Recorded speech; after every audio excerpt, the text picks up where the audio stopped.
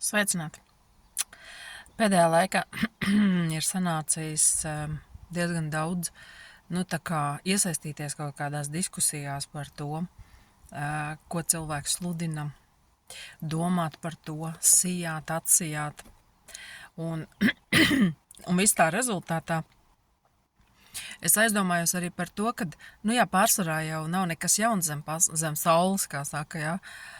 Visi tie paši procesi, ar ko cīnījās, pieņemsim tas pats apostols Pāvils, ja, kurš ir atstājis lielāko daļu, ja, šos vēstījumus, kurus mēs šodien lasam jaunajā derībā. Tātad cīnījās viņš ar to, ka cilvēki gāja vienā grāvī vai otrā. Ja, tātad viens grāvs bija tas, ka cilvēki joprojām gribēja iet šo vecās derības bauslības ceļu un vienkārši bija reliģiozi bez Dieva spēka, un otrs grāvs bija, ka cilvēki dzirdot žēlstības vēsti, varbūt līdz galam viņi nesaprotot, ticībā nesagremojot, neiedziļinoties, vienkārši dzīvoja kā pagadās, saucot sev par ticīgiem un tā kā mierinot savu sirdsapziņu, ka, kā Dieva žēlstība ir atnākusi, bet apostols Pāvils tādiem jautā, ja jau Dieva žēlstība ir atnākusi, ko tad, vai tad mums būs grēkot? Un pats viņš arī atbild, protams, ka nē. Jo tātad Dieva mērķis sākotnēji, kāpēc nāca vispār jauna derība, ja? Tādēļ, ka vecā derība nespēja izdarīt pie mums, pie mūsu sirdīm to, kas bija Dieva mērķis, kāds ir Dievs. Jūs saprotat, ka mēs kardināli atšķiramies no tā, kāds ir Dievs. Ja? Pēc grēkā krišanas, jā, mēs esam radīti pēc viņa tēla un līdzības, bet tikai Kristu un sadraudzībā ar Svēto garu mēs tiekam atjaunoti viņa līdzībā, viņa godībā, paliekot viņa godībā. Ja? Bet paši par sevi mēs esam ļoti tālu aizmaldījušies, un mums tas ir nepārtraukti jāatcerās. Ja? Mēs nedrīkstam legalizēt, ja, kaut kādu šo grēcīgo dabu kā normu. Un tātad atgriežoties pie video sākuma, ja, viss tā rezultātā, gribi vai nē, es uzdevu sev tādu jautājumu, ja, vienkārši sāku par to domāt, bet kas ir labāk? Kas ir labāk, mīļie? Kā tu domā, kas ir labāk? Ka cilvēks varbūt viņš varbūt nav vēl līdz galam, teiksim, iekodies tajā žēlstības vēsts Dieva mīlestības dziļumā, ja, tā kā mums tas ir teikts, ka mēs spētu to saprast, ja, kad apostols Pāvils uz ceļiem lūdz par visiem svētajiem, ja, lai viņi spētu saprast Dieva mīlestības dziļumu, augstumu, plašumu un garumu. Bet viņš cenšas, viņš dara tā, kā viņš saprot. Viņš meklē Dievu, viņš meklē viņa gribu, viņš cenšas būt Dievam patīkams.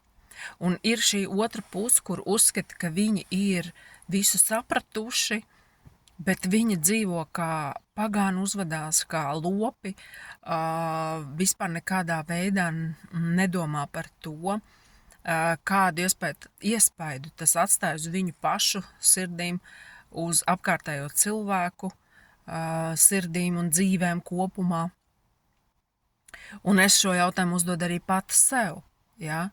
Jo gribam mēs vai nē, grozoties kaut kādā konkrētā sabiedrībā un raugoties uz kaut kādiem konkrētiem piemēriem, vistiešākā veidā, mīļie draugi, tas ietekmē arī katru no mums, veido mūsu apkārtējā vide un tie cilvēki, ar kuriem mēs esam kontaktā. Un tātad šī video beigās varētu izkristalizēties šis jautājums, ja, par ko es šeit runāju. Kādam būtu jābūt tam ticīgajam?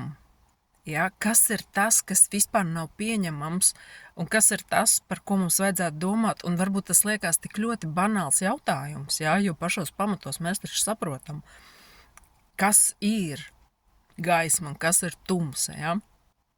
Bet vai mēs to piemēram uz sevi, vai mēs katrs sev pajautājam, kurā virzienā eju es, vai es vispār cenšos kaut kādā veidā mainīt šīs lietas un saprast to visu, vai es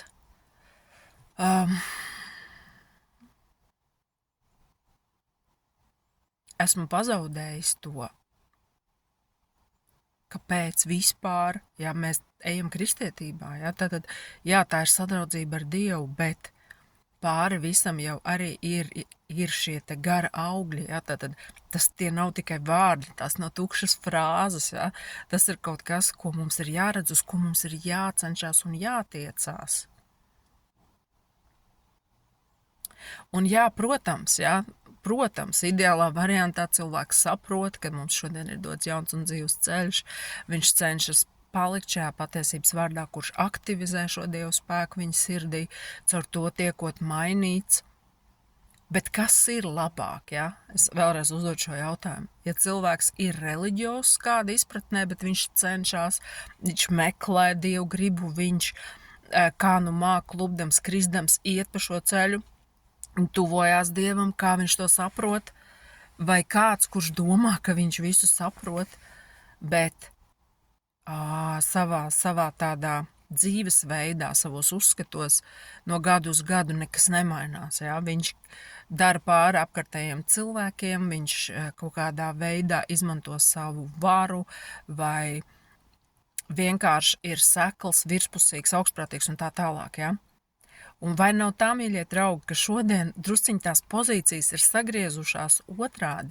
Ja, teiksim, tie farizēji, par kuriem Jēzus runāja vecajā derībā, bija tiešām tie reliģiozie cilvēki, jo tur bija drusciņ cita situācija, ja, ar visiem šiem upuru rituāliem un pienešanām tempļos un apgriezīšanām un tā tālāk, ar speciāliem apģērbiem un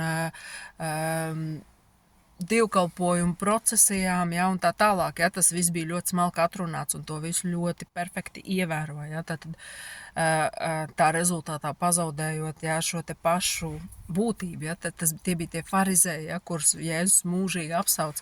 Bet vai šodien nav tā, ka tie farizēji ir tieši tie, ja, kuri tieši domā tieši tāpat kā tad tajos laikos, ka viņi nu ir tie īstie Dieva bērni, ka viņi nu ir tie īstie ticīgie, ka viņi nu ir tie, kuri patiešām Dievam ir patīkami, ja?